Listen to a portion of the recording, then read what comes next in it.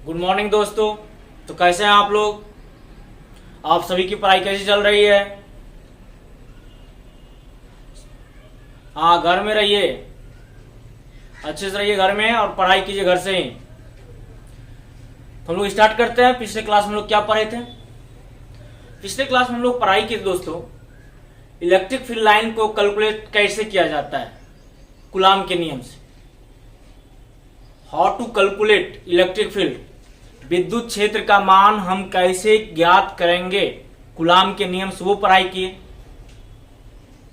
और आज का जो हम लोग का टॉपिक है, नया टॉपिक, वह है, उसका नाम है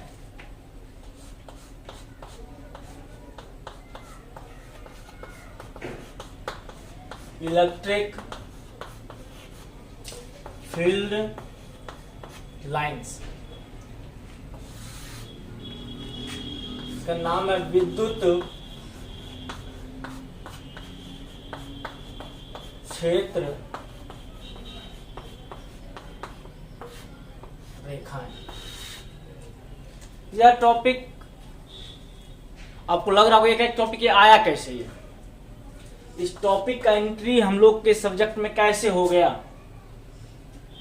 अभी तक इलेक्ट्रिक फील्ड निकाल ही रहे थे। इसका जरूरत इसलिए आ गया यहां, अभी तक जो हम लोग पढ़े, पिछले क्लास में पढ़े, रिंग का पढ़े इलेक्ट्रिक फील्ड,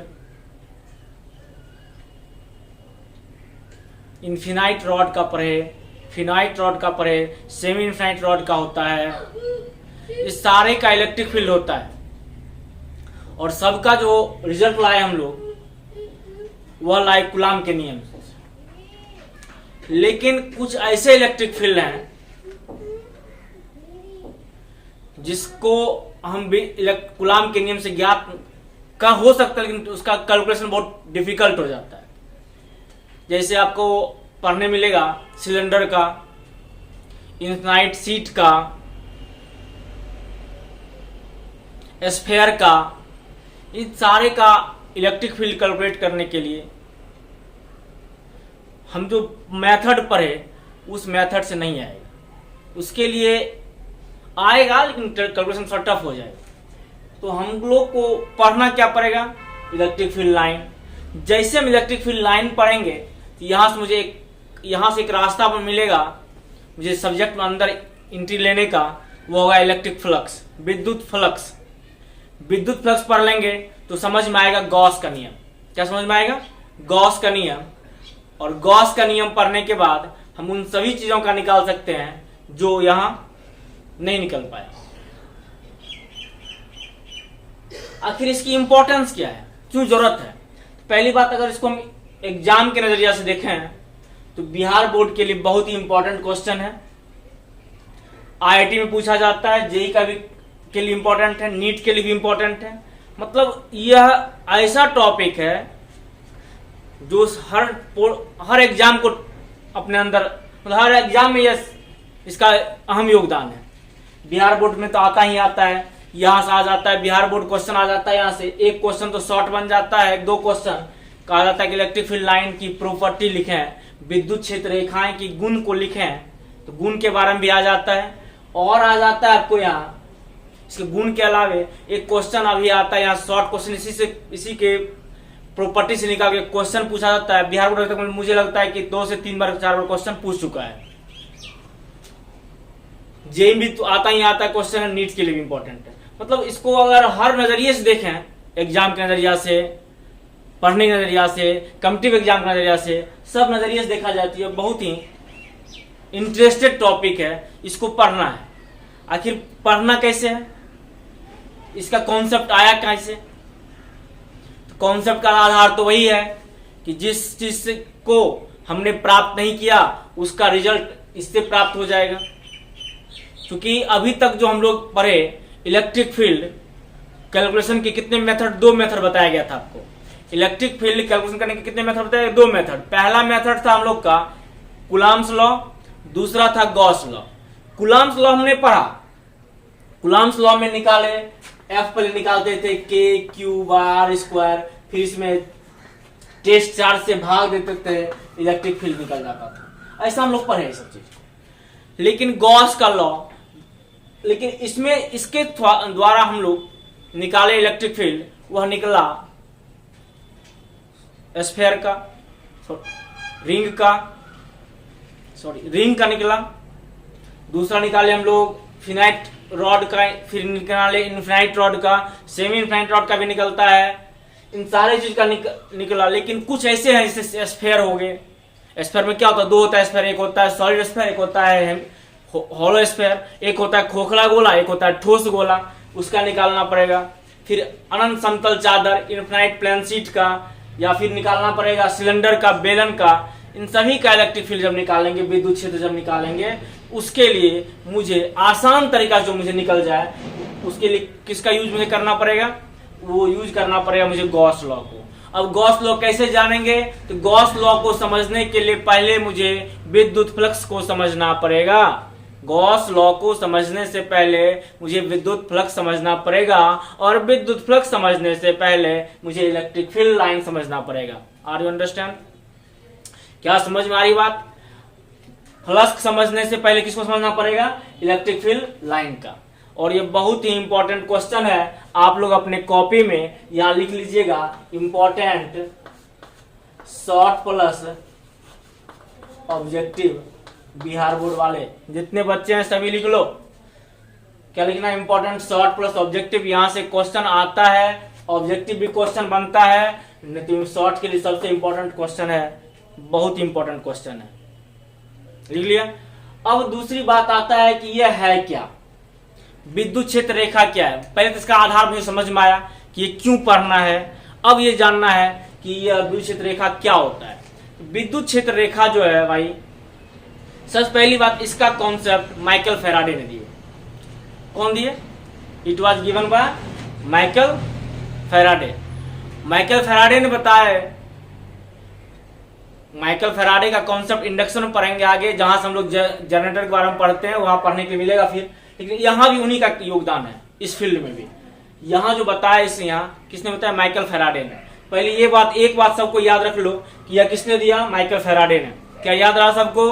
हाँ, आवाज से बोलो, ये किसने दिया, माइकल फैराडे ने। माइकल, अगर पूछ दे आपसे कोई विद्युत क्षेत्र रेखा किसने दिया, तो आंसर सीधा बोलेंगे माइकल फैराडे। किसने दिया? Michael Faraday. कोई कंफ्यूजन यहां तक नहीं। अब माइकल फैराडे ने सोचा कि जो इलेक्ट्रिक फील्ड अभी तक हम लोग निकाले, ई का वैल्यू जो निकालते थे, इलेक्ट्रिक फील्ड का जो वैल्यू निकालते थे, वह इलेक्ट्रिक फील्ड को अब वो सारा था मैथमेटिकल रूप में। किस रूप में था?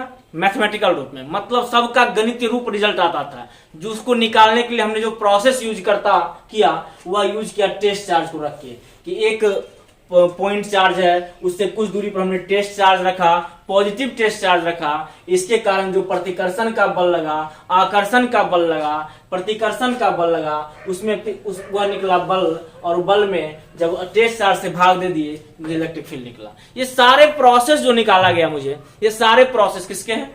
सारे प्रोसेस हैं इलेक्ट्रिक फील्ड के। किसके प्रोसेस हैं? इलेक्ट्रिक फील्ड के प्रोसेस हैं। अब इस इलेक्ट्रिक फील्ड को, अब इन्होंने सोचे, ये माइकल फैराडे ने सोचा कि आखिर क्या किया जाए। तो इन्होंने एक डायग्राम सोचा कि फ्री स्पेस है, पूरा स्पेस, इस स्पेस में कुछ ऐसा निरूपण हो, डायग्राम के रूप में निरूपण हो, और ये रियल नहीं हो, ये कैसा हो, हाइपोथेटिकल हो, काल्पनिक हो। ये क्या हो? रियल नहीं हो, क्या हो? हाइपोथेटिकल हो, काल्पनिक हो। उसको सोच के माइकल फैराडे ने इसको डायग्राम के रूप में निरूपित किया। मतलब ये रियल लाइन नहीं होता है, यह क्या होता है, हाइपोथेटिकल होता है, काल्पनिक रेखाएं होती है। और इस काल्पनिक रेखा के बारे में जो सबसे ज्यादा अध्ययन किया, जिन्होंने पूरे इसके प्रॉपर्टी के बारे में बताया, इसके बारे में जो व्याख्या किए, वो है माइकल फैराडे साहब। माइकल फैराडे साहब ने बताया कि ये जो विचित्र रेखाएं हैं, ये कैसे है, आखिर वो कैसे, उसका कॉन्सेप्ट आया, इसका डायग्रामिक निरूपण कैसे होगा, डायग्राम के रूप में इसका निरूपण कैसे किया जाएगा। तो ये था इसका कॉन्सेप्ट। तो इसमें दो बातें निकल के बाहर आई इसके डेफिनेशन में। पहली बात, यह कॉन्सेप्ट माइकल फैराडे ने दिया, कोई कंफ्यूजन नहीं। दूसरा कॉन्सेप्ट, दूसरा, यह एक काल्पनिक रेखा होती है। यह कैसी रेखाएं होती है? काल्पनिक रेखा होती है। यह एक काल्पनिक रेखाएं होती है जिसका इस फ्री स्पेस में डायग्रामिक रूप में क्या किया जाता है, चित्रण के रूप में निरूपित किया जाता है, डायग्राम खींच के निरूपित किया जाता है। आया समझ में? फिर इसके बाद एक एक करके इसकी प्रॉपर्टी को पढ़ेंगे कैसे होता है, फिलहाल जो लिखे हैं उसको लिखाते हैं, बाकी आपके नोट बनाने के हम यहाँ लिख देते हैं, आप अच्छे से लिखिएगा, यहाँ से को लिख लीजिएगा, फिर बाद में वीडियो पॉज कर लीजिएगा, फिर यहाँ स्क्रीनशॉट ले लीजिए, फिर लिख लीजिए, बात बराबर आपके लिए। आया समझ में? तो ये हेडिंग ये बना लो, टॉपिक आज का टॉपिक है इलेक्ट्रिक फील्ड लाइन, विद्युत क्षेत्र रेखाएं, और साइड में लिखना इंपॉर्टेंट शॉर्ट प्लस ऑब्जेक्टिव। ये करने के बाद हम इसके एक एक डेफिनेशन लिखते हैं और आप सभी इसको नोट करते जाइए। ऐसे तो हम बोल के भी लिखा सकते हैं, लेकिन आपको असुविधा हो जाएगी इसलिए यहाँ हम नोट कर देते हैं, आप लिखते जाइएगा। पहले हेडिंग ये बनाइए, तक हेडिंग बनाइए।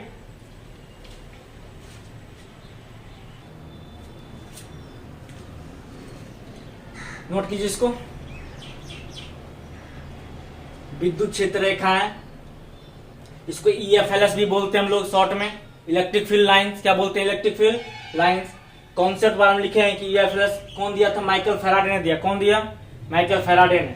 डेफिनेशन लिखे, यह काल्पनिक रेखाएं हैं जो दी गई जगह में विद्युत क्षेत्र के अध्ययन के लिए आरेखीय रूप में खींची गई है।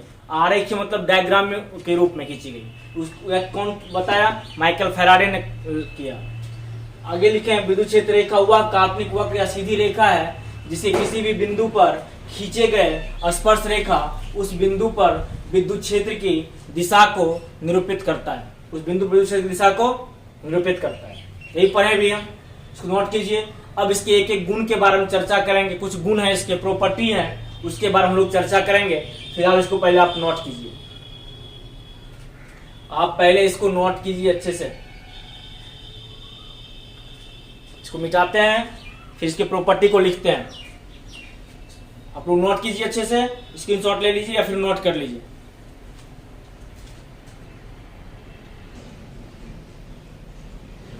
देखिए पहला गुण क्या है इसका, लिखे हैं प्रॉपर्टीज ऑफ EFLS, मतलब विद्युत क्षेत्र रेखा के गुण।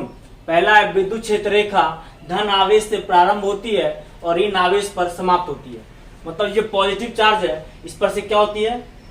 उत्पन्न होती है, इसको बोलते हैं ओरिजिनेट होती है, और यहाँ से माइनस है, इस पर क्या होती है? टर्मिनेट। ये किसने बताया? माइकल फैराडे ने बताया कि पॉजिटिव जो आवेश होगा उससे क्या होगा? उत्पन्न होगा, और इससे क्या होगा? टर्मिनेट होगा, मतलब समाप्त होगा यहाँ पे। अब आपके मन में चल रहा होगा कि डेफिनेशन में तो आप लिखे हैं कि वक्र या सीधी रेखा, यहाँ वक्र कहाँ हुआ, सीधी क्यों हो गया? इसको हम लोग भी क्रॉस चेक कर लेते हैं। देखिए समझिए, ये प्लस चार्ज, अगर हम टेस्ट चार्ज को यहाँ रखें, प्लस Q0 चार्ज को रखें, ये इस दिशा में क्या बल लगाएगा? क्या नहीं लगाएगा?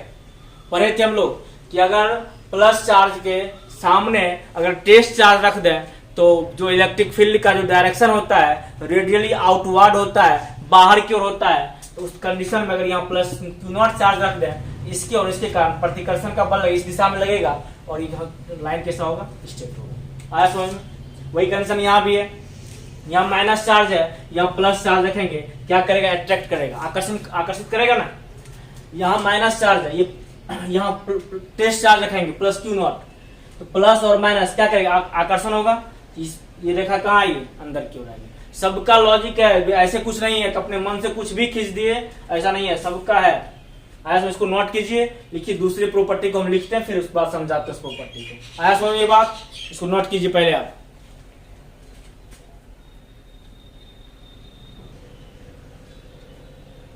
देखिए दूसरा पॉइंट हम लोग का है, आवेशित कण पर उत्पन्न या समाप्त होने वाली विद्युत क्षेत्र रेखा की संख्या आवेश के परिमाण के समानुपाती होता है।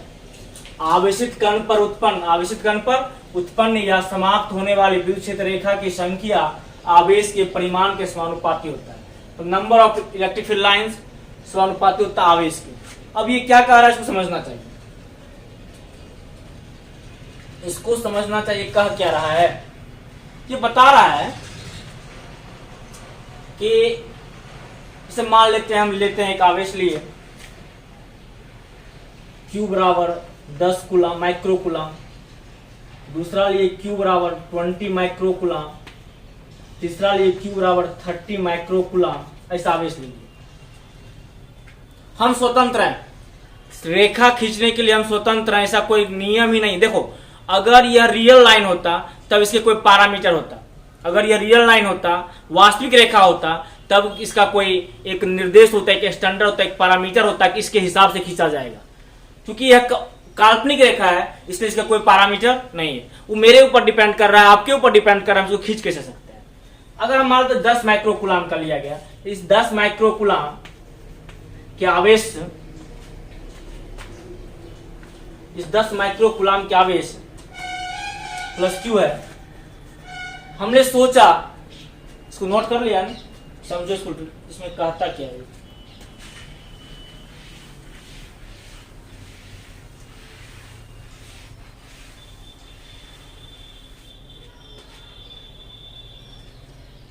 मान 10 कूलाम है, ये क्यू ले लिए प्लस क्यू है। अगर हम इससे सोच लेते हैं कि इससे हम कितनी रेखाएं खींचे, अपने मन के हिसाब से हम मान लेते हैं 6 खींच रहे हैं इससे, 1 2 3 4 5 6 खींच दिए। ऐसा कुछ रूल है नहीं, अपने पास 6 खींच दिए। अब क्यू बराबर 10 माइक्रोकूलाम के लिए कितना हमने खींचा, कितना लाइन, 6 लाइन, 6 लाइन। अब देखिए ये क्या है, ये परिमाण कितना 10 माइक्रोकूलाम, ये परिमाण कितना हो गया 20। अब यहां 20 के लिए खींचेंगे, कितना खींचेंगे, यहां 10 के लिए हम 6 माने हैं, तो 20 के लिए दुगुना हो रहा है, 6 का दुगुना कितना 12, यहां हमें कितना खींचना पड़ेगा, 1 2 3 4 5 6 7 8 9 10 11 12। मतलब यह क्या हो गया, EFLS डायरेक्टली प्रोपोर्शनल किसके हो गया, चार्ज। यहां 10 कूलाम था, 6 खींचे, 20 कूलाम में 12 कर दिए। अब यहां 30 कूलाम होगा, 30 कूलाम होगा, सॉरी 40 कूलाम होगा, 30 नहीं 40 मानते हैं। अब इसके दुगुना हो गए, तो 20 में खींचे थे 12, 40 में खींचेंगे 24। मतलब ये क्या होगा, डायरेक्टली प्रोपोर्शनल हो रहा है, क्या हो रहा है, डायरेक्टली प्रोपोर्शनल हो रहा है। आया समझ में बात, नहीं समझ में आया, फिर से सुनो क्या हम बोले। यह एक चूंकि काल्पनिक रेखा है, हमने मान लिया कि अगर Q बराबर 10 माइक्रोकूलाम लिए हैं, मानते हैं Q कितना लिया 10 माइक्रोकूलाम, उसमें हमने कितना लाइन खींचा, अपने मन से खींचे हैं 6 लाइन। आपकी मर्जी है 3 मान लो तो 3 मान लो, हम 6 माने तो 6 खींच दिए।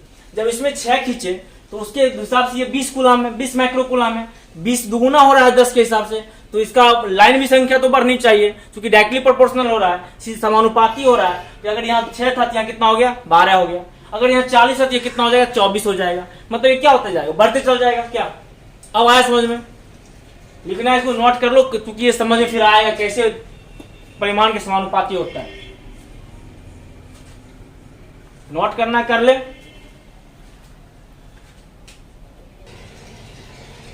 देखिए अगला पॉइंट क्या है, तीसरा पॉइंट है, किसी विद्युत बल रेखा के किसी बिंदु पर खींची गई स्पर्श रेखा उस बिंदु पर विद्युत क्षेत्र की दिशा को निरूपित करता है। किसी बिंदु पर किसी विद्युत बल रेखा के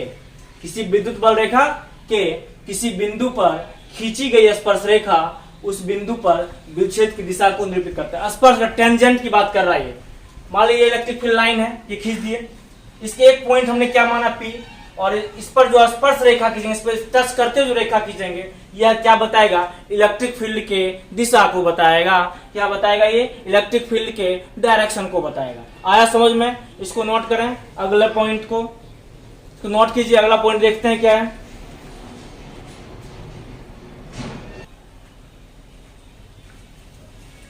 देखिए अगला पॉइंट है चौथा, जो सबसे इंपॉर्टेंट है। बिहार बोर्ड यहां से शॉर्ट क्वेश्चन पूछता है, बाद में बोलते हैं क्वेश्चन, पहले पॉइंट समझते हैं। लेकिन दो विद्युत बल रेखाएं कभी भी एक दूसरे को काट नहीं सकती है।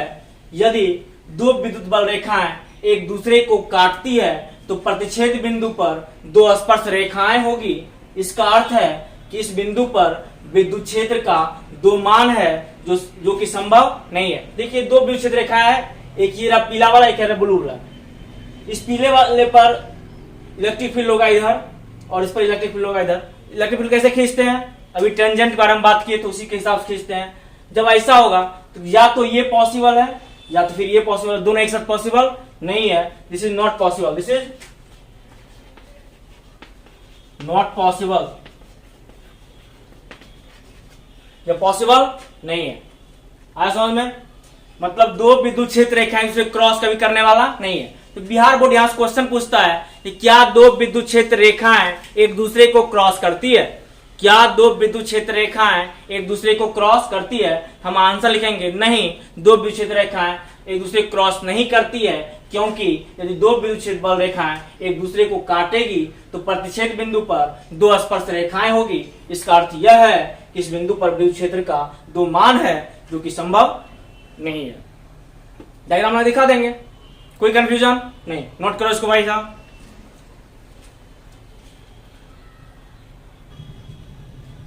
बिंदुवत आवेश के इलेक्ट्रिक फील्ड लाइंस।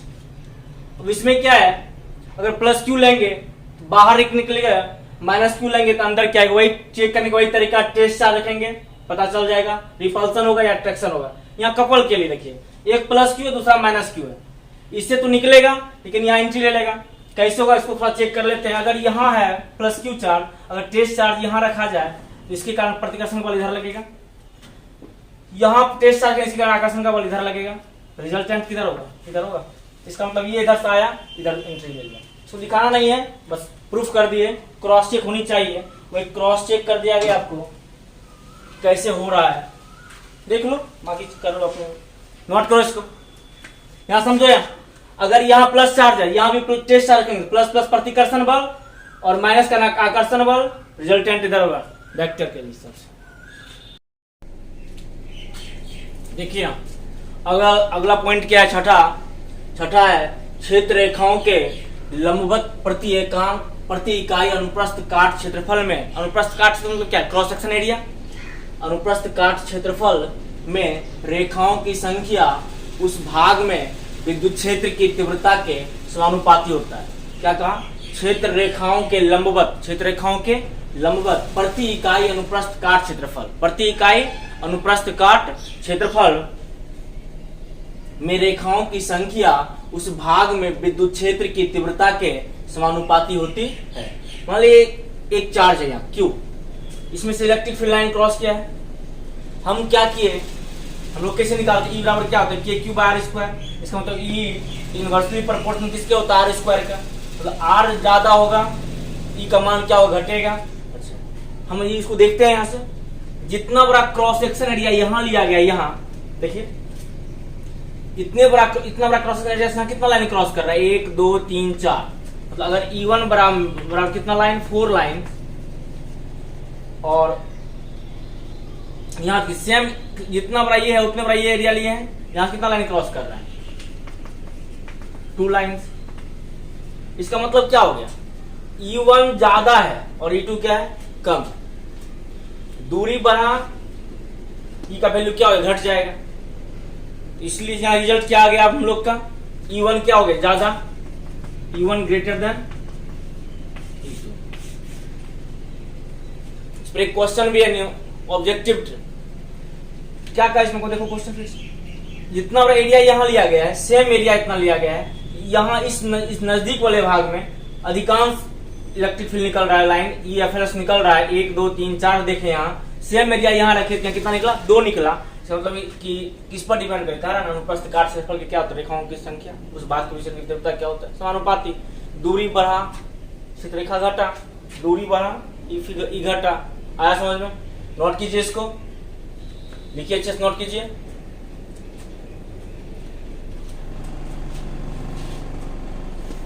एक दो पॉइंट और है,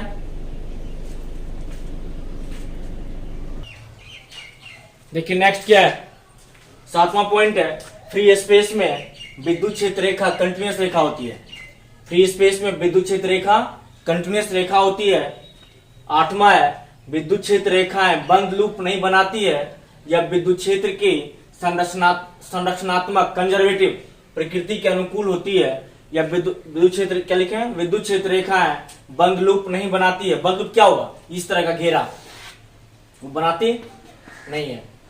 विद्युत क्षेत्र रेखाएं बंद लूप नहीं बनाती है या विद्युत क्षेत्र की संरचनात्मक प्रकृति के अनुकूल है।